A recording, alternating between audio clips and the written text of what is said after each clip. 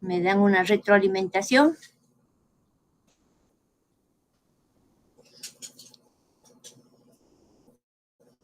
Ah, bien, muchísimas gracias, muchísimas gracias. Excelente, ya. Entonces, bueno, aquí hay un pequeño ruido con un perrito resfriado, así que por favor no piensen que nadie está durmiendo y no se duerman en la clase. Bueno, ayer estábamos viendo lo que es el sistema límbico, y el rol protagónico en el sistema límbico lo tiene el hipotálamo, porque el hipotálamo es el centro máximo de ese sistema de regulación neuroendocrina. Entonces, si pensamos cómo está controlado, regulado nuestro cuerpo, vamos a ver que la regulación es de tipo neuroendocrina. Entonces, estamos viendo ahora lo que es el componente nervioso de ese sistema de regulación que tenemos a nivel corporal. Y uno de los máximos exponentes, o sea, la estructura fundamental en esta regulación neuroendocrina es el hipotálamo, ¿no? Que va a ocuparse de todas las funciones a través del sistema endocrino, ¿no? De todas las funciones vegetativas a través del sistema endocrino. Denme un segundito.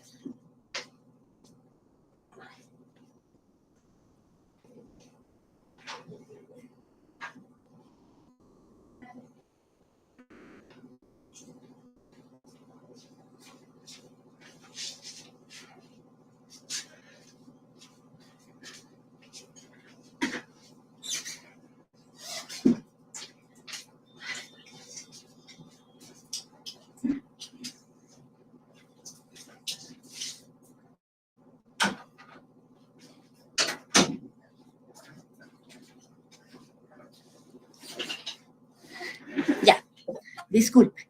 Muy bien, entonces, a ver, admito a 3 personas más y ya. Listo. Muy bien, entonces el ser humano, el cuerpo, está regulado por un sistema de tipo neuroendocrino, en el cual el sistema límbico y principalmente el hipotálamo es el que tiene el control desde el punto de vista nervioso. Este hipotálamo se regula con otras estructuras corticales, también tiene múltiples conexiones con otras estructuras corticales, también por la corteza límbica y otras áreas corticales cerebrales, ¿no? Y vamos a ver que este hipotálamo, como se ve en el gráfico, está en el centro del sistema límbico y va a tener múltiples conexiones con todas las estructuras que podemos ver en este gráfico, ¿no?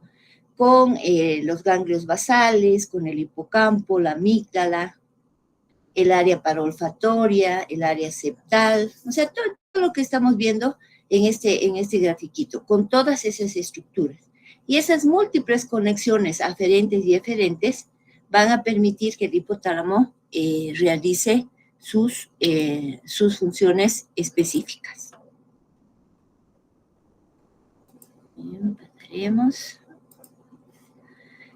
Si agrupamos esas conexiones, entonces, si agrupamos las conexiones que acabamos de demostrar en el gráfico, vamos a ver que hay 3 direcciones para las señales eferentes. Recordemos que eferentes son las que salen, las que van del centro hacia la periferia. Entonces, hay una primera conexión que es posterior e inferior, que se va a dirigir hacia el tallo cerebral, hacia el tronco del encéfalo, ¿no? Y principalmente para esas áreas reticulares que hemos visto ayer, situadas en el mesencéfalo, la protuberancia y el bulbo. Y a partir del tallo cerebral, mesencéfalo, protuberancia y bulbo, van a dirigirse hacia los nervios periféricos del sistema nervioso autónomo, ¿no? Por por eso es que regula la actividad vegetativa. La otra conexión, la otra señal eferente, va a dirigirse hacia arriba. Es una conexión eferente de tipo superior. Entonces se va a dirigir hacia áreas del diencéfalo, del telencéfalo, principalmente hacia los núcleos anteriores del tálamo y las porciones límbicas de la corteza cerebral.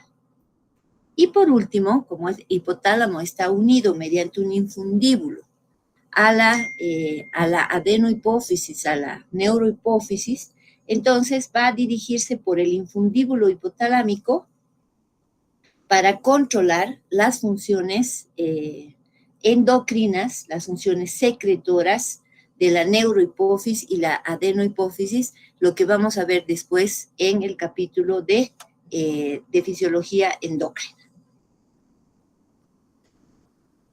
Entonces, hay múltiples conexiones de tipo vegetativo que esta estructura, este regulador va a tener, ¿no? Entonces, ¿cuáles son esas funciones? ¿Cuáles son las funciones? Una es la de regulación cardiovascular. Y aquí ya tenemos que comenzar a notar que, por ejemplo, el hipotálamo lateral y posterior, porque el hipotálamo va a estar dividido en segmentos, lateral, medial, anterior, posterior. Entonces, la estimulación del hipotálamo lateral y posterior tiene como función elevar la presión arterial y la frecuencia cardíaca. Sí, hay centros que vamos a ver después en el tallo cerebral, sí, pero están regulados por el núcleo hipotalámico lateral y posterior, que van a elevar la presión arterial y la frecuencia cardíaca, ¿ya? Ahora, si se estimula el área preóptica, va a haber una disminución de la presión arterial y la frecuencia cardíaca. Entonces, estos son núcleos que van regulando tanto el incremento de estos parámetros cardiovasculares y también su reducción.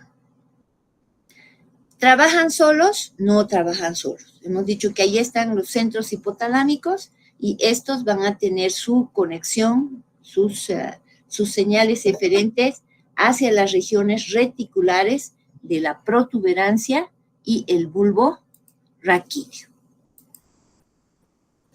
Otra de las funciones importantísimas que tiene el hipotálamo es de regular la temperatura corporal, ¿no? Alguna vez, lamentablemente, vemos personas que consumen bebidas alcohólicas en gran cantidad, ¿no? Esas personas lo que van haciendo es lo que se llama la parálisis descendente de Jackson, ¿no? A medida que aumenta la cantidad de alcohol que está disuelta en la sangre, ¿no? Y cuando esta llega a niveles superiores, comienza a deprimir la corteza cerebral, ¿no?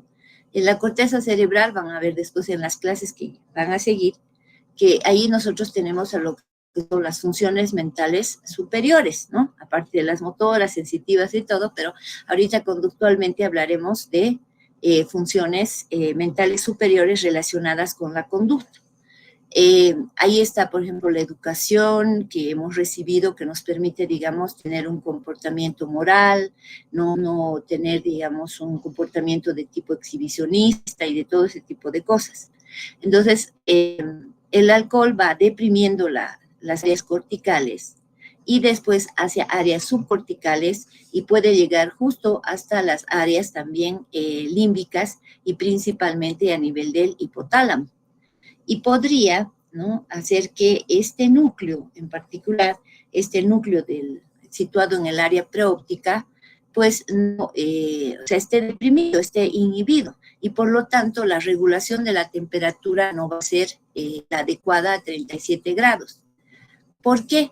Porque si está deprimido este centro, entonces puede ser que la persona comience a ser poiquilotermo. ¿Qué es poiquilotermo?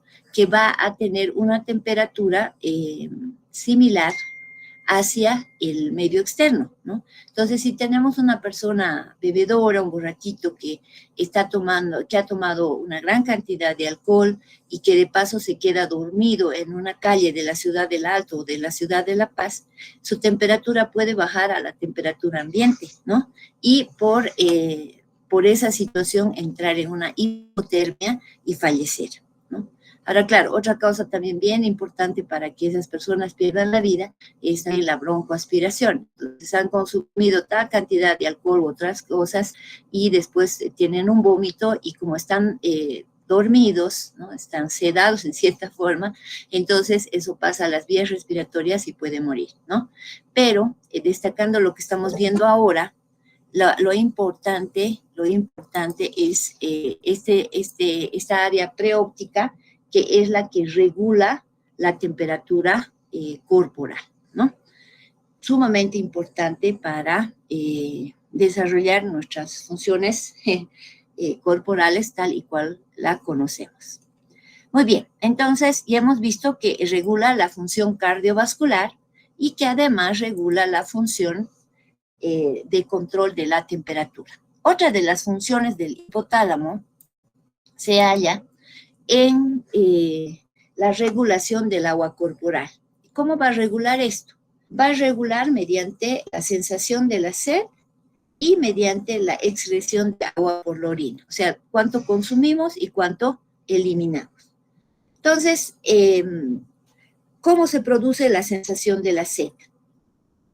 Va a haber, o sea, cuando hay un aumento de concentración de electrolitos en los líquidos, que es detectado por este centro, ¿no? Entonces se va a generar un intenso deseo de beber agua, ¿no? Y se va a buscar la fuente más cercana y se va a ingerir la cantidad suficiente para normalizar esa concentración electrolítica en el centro de la sed. Entonces tenemos aquí un centro de la sed que está en el hipotálamo lateral. Aquí pasa, la irrigación sanguínea pasa por aquí, pero se ve que hay un aumento de la concentración de los electrolitos, un aumento de la osmolaridad. Entonces, el centro dice, uy, aquí está, el medio interno está muy concentrado, entonces genera un intenso deseo de tomar agua. Ayer hablábamos, y hay que destacar esto, que hay una relación profunda entre las actividades vegetativas y las actividades conductuales, ¿no? Entonces, vamos a buscar pues la fuente más cercana que podamos obtener para tomar agua, ¿no? Y eso va a hacer que nosotros estamos estudiando en el dormitorio o en el jardín, no sé. Entonces vamos a un lugar adecuado donde tenemos el botellón de agua y comenzamos a tomar, ¿no? Entonces, esta actividad es vegetativa, es el control de la sed, ¿no? Estamos viendo, estamos monitoreando, o mejor dicho, el hipotálamo lateral, ¿no?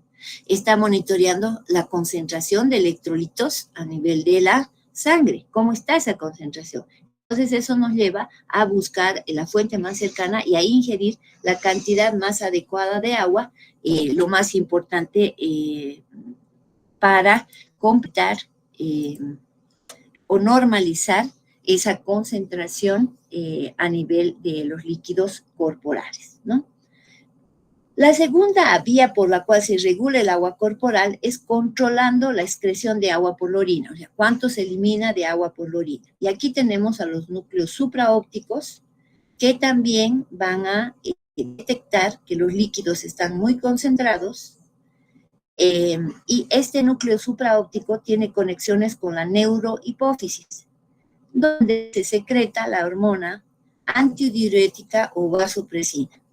¿Dónde actúa esta hormona? Va a actuar en los túbulos colectores del riñón y va a producir una reabsorción de agua, por lo tanto va a reducir la pérdida de agua y también va a producir una excreción de electrolitos, reduciendo la concentración en los líquidos corporales hasta que tengamos concentraciones normales. Entonces, en esta segunda vía, los núcleos supraópticos envían señales por a la neurohipófisis.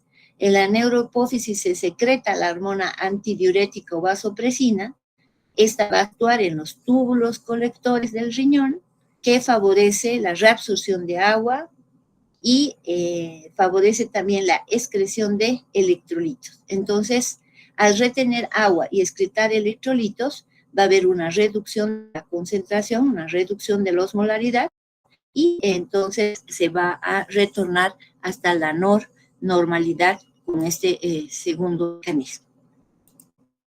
Muy bien, seguiremos. Otra de las funciones del hipotálamo es la regulación de la contractilidad uterina y de la expulsión de leche por la mama mediante la oxitocina, ¿no? Otra de sus funciones. También va a haber una regulación digestiva y de la alimentación. Entonces, aquí también está el centro del hambre, en el que puede generarse un apetito incluso voraz, pero es el hambre que tenemos, ¿no? O sea, que nos obliga a buscar comida. Y este centro también está localizado en el área hipotalámica lateral, ¿no? Pero, ¿qué pasa si este hipotálamo lateral y específico, este denominado hambre, perdón, se daña? Entonces, vamos a ver que el animal puede llegar hasta una inanición de carácter letal. En algunas enfermedades, por ejemplo, en la tuberculosis miliar, en la tuberculosis ya expandida a nivel neurológico, se puede afectar este centro, ¿no? Y se llama, y va a producir lo que es la caquexia patológica. Entonces, la persona puede recibir todos los alimentos que necesite, puede, ¿qué se llama?, darle los que más le gustaban, ¿no? Pero realmente tiene una total apatía hacia la comida, ¿no? Entonces puede llegar a un estado de inanición de carácter letal, ¿no? Cuando esa enfermedad daña esta área, ¿no? O cualquier otra, digamos, ¿no? Por otra causa. Y aquí tenemos que tener en cuenta lo que hemos estado mencionando anteriormente, que hay un control hipotalámico de la secreción de las hormonas endocrinas también por la adenohipófisis. Aquí hemos visto cómo es la correlación del hipotálamo con la neurohipófisis, pero también de las hormonas endocrinas con todas las de la adenohipófisis. Vamos a ver eso en la fisiología endocrina. Entonces, si vamos a ver, cambiaremos aquí, una imagen de todos los centros de control vegetativo y endocrino del hipotálamo, tenemos una multiplicidad de funciones. Entonces, en el hipotálamo anterior, por ejemplo, está el núcleo paraventricular, que va a liberar oxitocina, conservar el agua. Ahí también tenemos el centro de la saciedad, así como hay un centro del hambre para forzarnos a comer, también hay un centro de la saciedad que dice, bueno, ya basta, ¿no? O sea, ya hasta aquí no podemos seguir comiendo y comiendo todo el rato, ¿no? Ahora, en el área pélvica medial vamos a tener el centro que va a controlar la contracción de la vejiga urinaria, el descenso de la frecuencia cardíaca, el descenso de la presión arterial, como hemos visto previamente, ¿no? En el hipotálamo posterior igual hay midriasis, hay el control de midriasis, está el centro del escalofrío, hay aumentos de la presión arterial también. Entonces, fíjense cómo las distintas áreas del hipotálamo están controlando funciones vegetativas sumamente importantes para nuestra sobrevivencia, ¿no? Sumamente importantes. Y ahora nosotros voluntariamente decimos, ay, que ahora nos dé hambre, o ahora que ya no, que ya estemos saciados, ¿no? Algún rato podemos dejar de comer algo porque queremos hacer dieta o queremos vernos mejor o lo que sea, pero la cuestión es que normalmente no hay control de la voluntad, ¿verdad? No hay, digo, bueno, a las 10 en punto que me dé hambre o a las 11 menos 15 voy a activar mi centro de la sed, digamos. Tampoco hacemos eso. Y eso es lo bueno de estas estructuras del sistema límbico, en particular del hipotálamo, que va a encargarse de esas funciones vegetativas necesarias para nuestra vida y sobrevivencia. Muy bien, entonces, además de todas esas funciones que hemos mencionado y de otras que vamos a ver en el capítulo de endocrinología, el hipotálamo también tiene actividades sobre el comportamiento emocional, lo que mencionábamos, ¿no? Tenemos sed y bueno, vamos a buscar agua caminando, moviéndonos, yendo a comprar, o sea, tipo de respuesta conductual que necesitamos hasta obtener ese líquido que queremos consumir, porque nuestros líquidos en el medio interno están muy concentrados y por lo tanto queremos diluir para que su concentración, la concentración electrolítica al interior del medio interno, pues esté dentro de parámetros normales. Entonces, dentro del comportamiento emocional, vamos a ver que el hipotálamo lateral que genera sed y hambre eleva la actividad del animal, eleva la actividad de la persona, que puede pasar a la cólera y a la lucha, ¿no? Siempre es como un chiste clásico, y hoy que es el Día del Padre, ¿no? Tradicionalmente se almorzaba a las 2 en punto, digamos, ¿no? Entonces la mamá en la casa preparaba la comida y tenía que tenerlo todo listo a las 12 en punto o 12:30, digamos, ¿no? Anteriormente, porque ahora tenemos un desorden en los horarios, ¿verdad? Pero lo clásico era que la esposa pare y ya está a esa hora fija, porque si no llegaba el papá y si no estaba lista la comida y de todo, entonces él comenzaba a enojarse, ¿no? Bueno, con distintas razones. Pero fíjense ustedes que en el mismo centro, donde está el centro de la sed y el hambre, entonces vamos a tener los centros de cólera y lucha, ¿no? Es como que dicen, no. Ahora, hay algunas personas que pueden llegar a actividades realmente violentas por, por tener hambre o tener sed. Sí, se ha visto muchas veces que de querer un plato de comida o tener reacciones sumamente violentas por no satisfacer esta necesidad básica de alimentación, ¿no? ¿Por qué? Porque las mismas, todas estas funciones van a estar situadas en este hipotálamo lateral.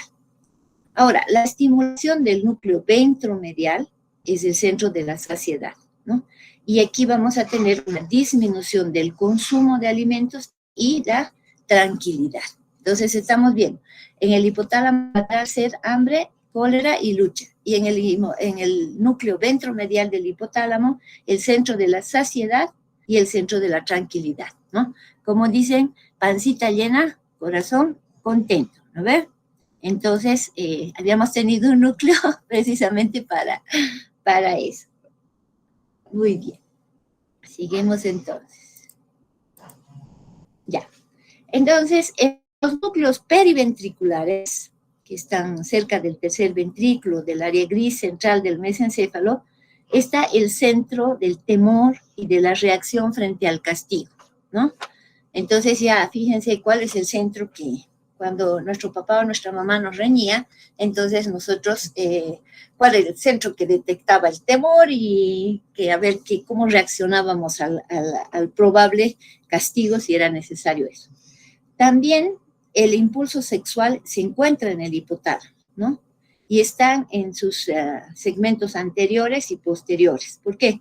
Porque al ser una función bien importante de reproducción de la especie, de mantenimiento de la especie, entonces tiene una amplia distribución en esta pequeña estructura de 4 gramos, y fíjense tan importante que es y que nos permite tantas funciones, ¿no?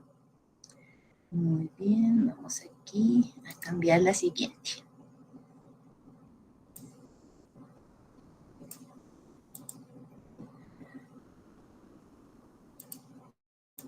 Ok, entonces, aquí tenemos al sistema límbico en un esquema, ¿no? Y este sistema límbico entonces está relacionado con las emociones, con la motivación, la memoria y el aprendizaje, la respuesta al estrés, ¿no? ¿Y cómo se va a dar eso? ¿No? Mediante la regulación neuroendocrina del medio interno, mediante el funcionamiento y comportamiento social, ¿no? La adaptación conductual a las emociones, ¿no? No es que tienes reacciones ahí medias alteradas, que vas a ir a buscar agua porque tienes sed y de pronto te pones a ver solo la televisión. Que algunas veces puede ser que de pasada estás viendo y te quedas ahí prendido, pero al final vas a terminar siempre yendo a buscar el agua, que es lo que te ha motivado a que tú te muevas de donde estabas, por ejemplo, ¿no? Pero entonces, con distintas graduaciones, todas esta integración y esta funcionalidad del hipotálamo, del sistema límbico, va a hacer que tengamos conductas sociales, emocionales, también apropiadas, ¿no? También en este grupo, o dentro de sus funciones, va a estar la conducta sexual. Hay personas que nos interesa, hay personas a quien pretendemos, obviamente dentro de lo que es la normalidad, y cualquiera de estas funciones también puede verse alterada por múltiples factores, ¿no? Por ejemplo, en las películas se ve que hay esas personas que están desnudas y se ponen un impermeable encima, generalmente varones, y cuando ven una chica o un grupo de chicas, se abren el impermeable para mostrar toda su anatomía. Entonces, eso está relacionado con un problema, por ejemplo, o sea, muy frecuente en casos de tumores, ¿no? En casos de tumores que pueden tomar el área frontal, pero también pueden haber otro tipo de neoplasias, otro tipo de problemas que pueden llegar a afectar estas áreas del sistema límbico. Por lo tanto, el comportamiento que va a tener esa persona va a ser completamente amoral, ¿no? Y peligroso, ¿no? Y hay un caso clásico en el cual pasó en Nueva York, y justo hace eso el señor antes de una señorita que había sido hija de un neurocirujano famoso de Nueva York. Y ella le dice, señor, le dice, sí, usted tiene un tumor, vaya al hospital porque lo que usted está haciendo no es correcto. Y de verdad que ese señor, al oír eso, no podía controlar esta tendencia, esta conducta, entonces va al hospital y realmente encuentran el tumor y finalmente lo operan, y después él mismo lo publica, porque si esa muchacha no sabía, no le decía eso, él tampoco sabía y tampoco buscaba la ayuda que fuera necesaria, ¿no? Ya.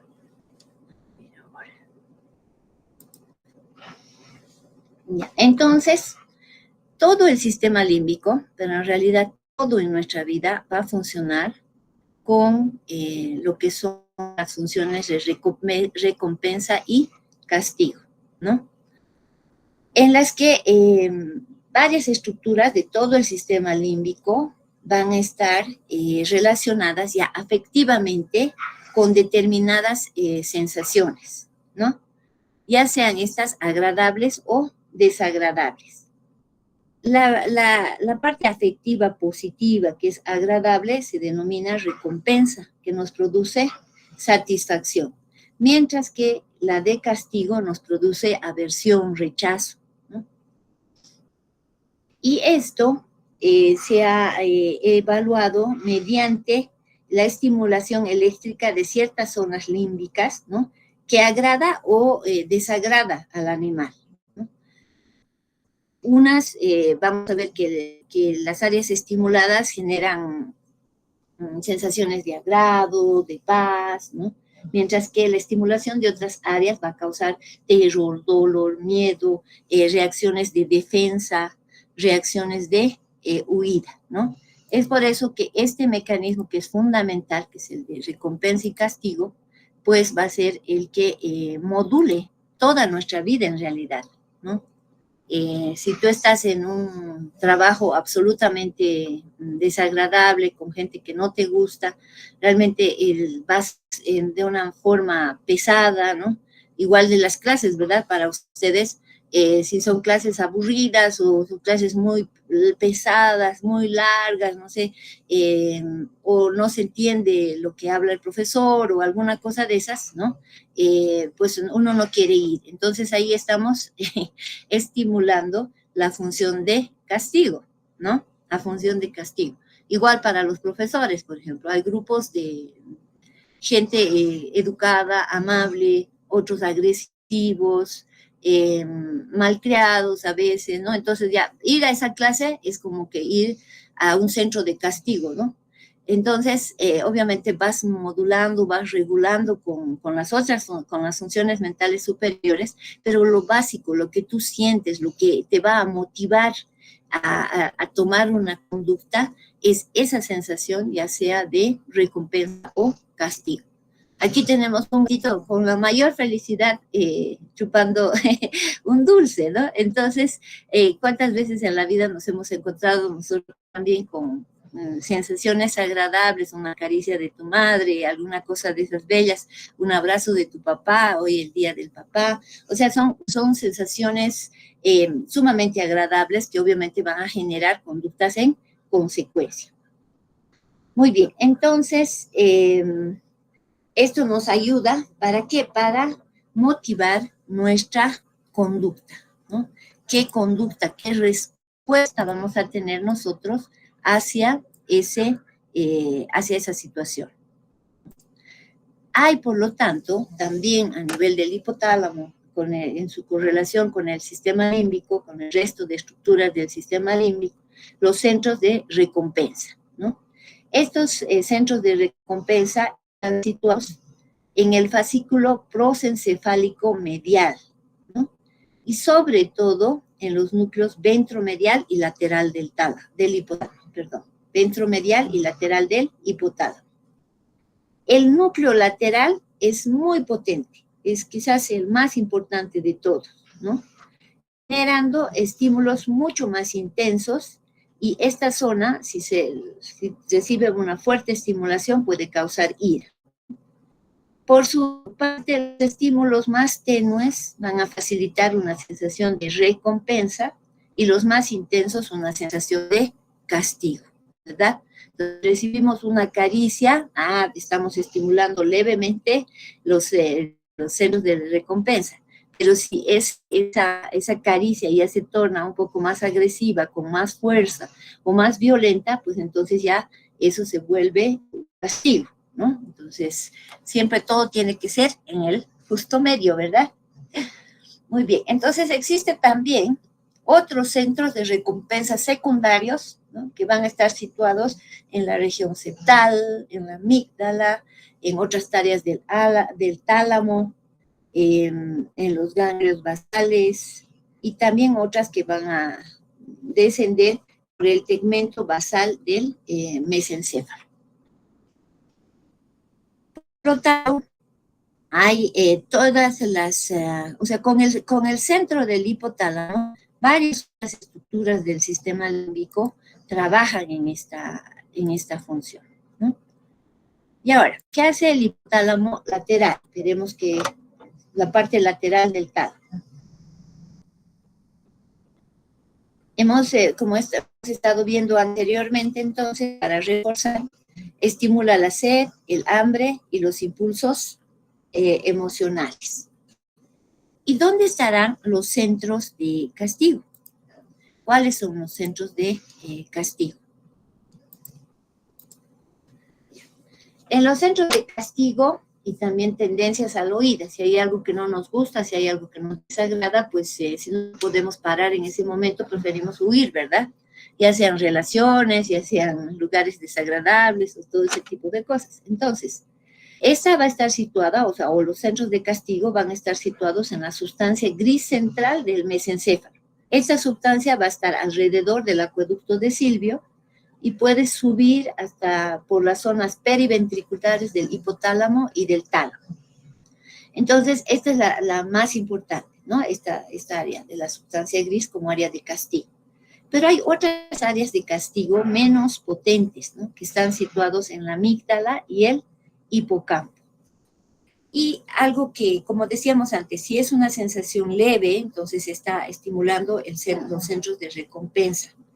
Pero si es una sensación más fuerte, más agresiva, entonces el castigo va a primar sobre la recompensa.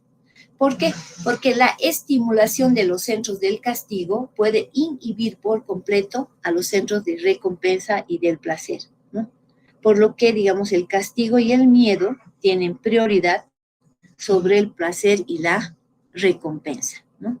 Entonces, esa graduación es sumamente importante. Te dan tu plato favorito, ya comes uno feliz, ya dos, digamos, ¿no?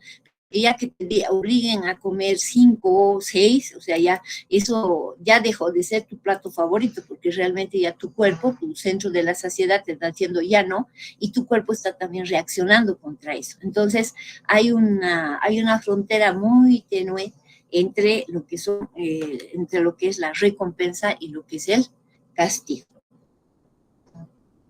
Muy bien. Entonces, en el hipotálamo lateral para reforzar está la cólera y la cólera manifiesta y la lucha. En el núcleo ventromedial, la saciedad, la disminución del consumo de alimentos y la tranquilidad. En la zona fina de los núcleos periventriculares está el temor, la reacción frente al castigo, ¿no? Y desde diversas zonas del hipotálamo, ya veíamos de la parte anterior y posterior, se encuentra lo que es el impulso sexual, ¿no? Viendo otra vez un esquema de nuestro ilustrísimo y famosísimo hipotálamo, vemos que tiene una multiplicidad de funciones relacionadas con nuestro control vegetativo, ¿no? Que va a tener asociación con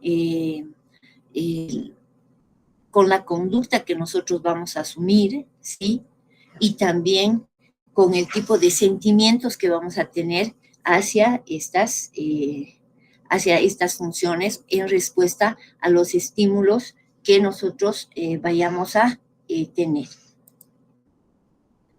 Ahora, cada uno de ustedes puede identificar cuáles son sus estímulos de recompensa y cuáles son sus estímulos de castigo, ¿no? Dependiendo de qué es lo que te gusta, qué es lo que te llama la atención, por ejemplo, por qué han estudiado medicina, ¿no? Todo ese tipo de cosas que vamos decidiendo en función de la recompensa y el castigo. Hablando de eso, probablemente la mayoría piensa que en medicina, o se escoge medicina porque, ay, no va a haber tanto número, que no me gustaba las matemáticas o no me gustaba la física, ¿no?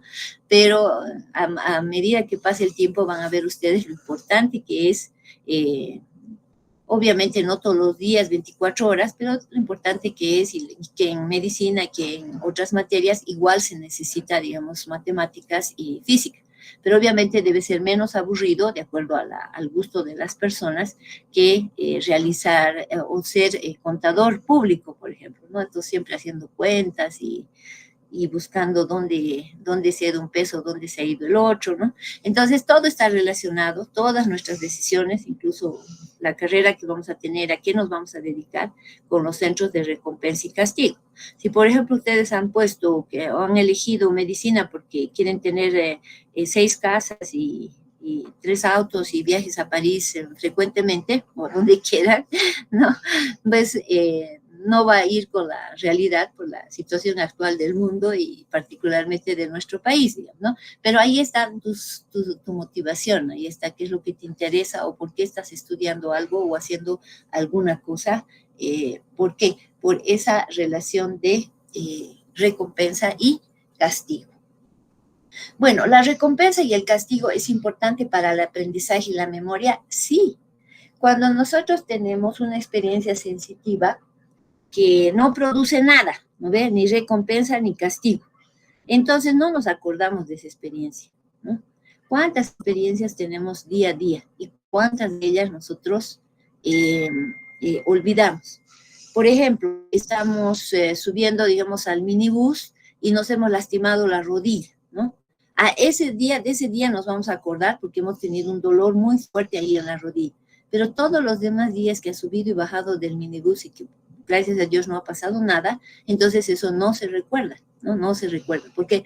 Porque no ha estimulado ni al centro de la recompensa ni al centro del castigo, ¿no? ¿Por qué? Porque si se genera recompensa o castigo, la respuesta de la corteza cerebral es repetitiva, ¿no? Y se vuelve cada vez más intensa, generando una respuesta de tipo reforzada, ¿no? Resulta que estabas yendo a la parada del minibús, por ponerles ejemplo, y ahí ves a una chica muy linda o un chico muy guapo, ¿no? Oh, pues todos queremos ir a esa parada, ¿no? De repente podemos ser amigos de esa persona, ¿no?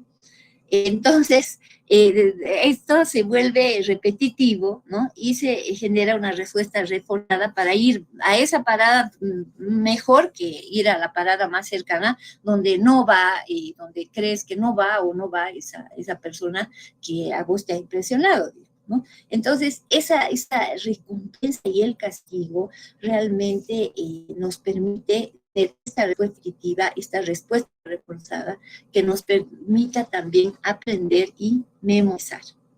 ¿Y qué quiere decir con esto? ¿No? Que se desecha el 99% de toda la información que nosotros recibimos, ¿no?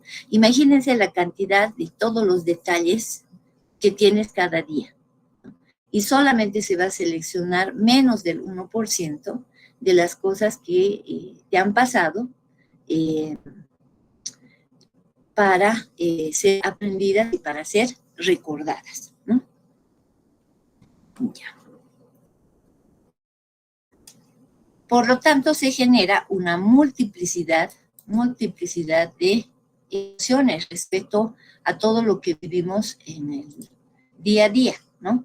Y dentro de estas emociones están la ansiedad, ira, temor, preocupación, celos, ¿no? Resentimiento ahí, ¿no? ¿Cuánta gente mata por resentimiento? La conmiseración, o sea, todas las emociones que están relacionadas con los centros de recompensa y castigo, con todas esas sensaciones que nosotros recibimos en el día a día, ¿no? El día de hoy, por ejemplo, un amor grande hacia nuestros padres, agradecimiento, ¿no? Todo eso que en función de lo que nos ha dado, pero si por ejemplo fue un papá que se olvidó de uno y todo ese tipo de cosas, entonces qué tipo de emociones te va a generar. Entonces en todo eso tiene que ver el sistema límbico, ¿no? Y esta función de recompensa y castigo. Ya. Tenemos tiempo un poquito, veremos esto del hipocampo, ¿no? Esta es otra estructura. Hemos terminado ya nuestro hipotálamo y entramos al hipocampo como otra estructura del sistema límbico. El hipocampo y otras formaciones de los lóbulos parietal y temporal, ¿no? Siempre relacionados con la corteza cerebral, con todas las estructuras del sistema límbico, va a ser un receptor de señales sensitivas que va a poner en marcha las reacciones conductuales específicas, ¿no? Entonces tenemos un hipocampo en conexión, ¿no? Siempre en asociación, siempre trabajando. En ninguna de las estructuras que hemos visto hasta ahora trabaja solita, ¿no? Siempre tiene que recibir información por las vías aferentes y va a emitir información por las vías eferentes. Entonces va a ser, en este caso el hipocampo, un receptor de señales sensitivas que va a generar respuestas conductuales específicas, ¿no? Por lo tanto, va a dar lugar a patrones de comportamiento como el placer, la ira, la pasividad o el impulso sexual excesivo también, ¿no? Entonces, lo normal es que cuando quieres agradar a otra persona, digamos, es una chica, entonces le lleves una rosa, ¿no? No le vas a llevar un cajón con materiales o llenos de fierritos, digamos, ¿no? Que sería chistoso, ¿verdad? No es una conducta apropiada. Entonces, el hipocampo tiene un rol fundamental en poner en marcha reacciones conductuales específicas y apropiadas a la situación y a esa sensación de placer que sería, ¿no? Esa sensación de agrado que tienes cuando ves a esa persona que te agrada y a la cual tienes que demostrarle ese sentimiento de placer, de recompensa, con una conducta adecuada, ¿no? Ahora, esta zona puede hiperexcitarse también porque tiene 3 capas de neuronas, solo 3 capas de neuronas, en vez de las 6 capas neuronales. ¿Se acuerdan de las columnas de la corteza cerebral, del área motora, que teníamos 6 capas, ¿verdad? En cambio, aquí en el hipocampo solo hay 3 capas y por lo tanto puede darse una sobreexcitación por precisamente esa menor cantidad de capas, ¿no? Ya vamos aquí. Ahora, el hipocampo es sumamente importante para el aprendizaje. Aquí hay un mecanismo crítico para la toma de decisiones, ¿no? Y si una información neuronal tiene importancia, es muy probable que resulte memorizado, ¿no? Entonces, el hipocampo podríamos llamarles como el centro del aprendizaje. Algo que te ha marcado, algo que te importa, algo que te ha generado recompensa, entonces va a ser memorizado. Algo que te ha generado castigo, ¡ay, qué horror! Entonces eso también va a ser aprendido, ¿no? Y va a aportar el impulso para la traducción de la memoria a corto plazo a memoria en largo plazo, ¿no? ¿Por qué? Porque va a transmitir una o varias señales que repiten una y otra vez, con esa acción repetitiva que mencionábamos antes, esa respuesta reforzada para que se almacene de manera permanente. Cuando yo en las clases les digo, a ver, ya dejen de escribir y ahora esto para sus neuronas, ¿no? Estoy queriendo estimular el hipocampo, ¿no? Para que esa memoria a corto plazo, que es de hoy día, mañana, esta semana, pues tengan una memoria a largo plazo. ¿Qué quiere decir? Que están aprendiendo sobre el hipocampo, eso cuando ustedes ya sean mis colegas, en 10, 20 años, ya estamos exagerando, pero no porque ustedes se van a quedar en la facultad tanto tiempo, sino para que ustedes se acuerden del hipocampo, pues estamos estimulando este centro, y es el centro de aprendizaje, para que lo que están aprendiendo el día de hoy sobre los sentimientos, sobre las respuestas, los centros de recompensa y castigo, ustedes en 10 y 20 años se acuerden y estén eso vamos a considerarlo como la memoria a largo plazo, ¿no?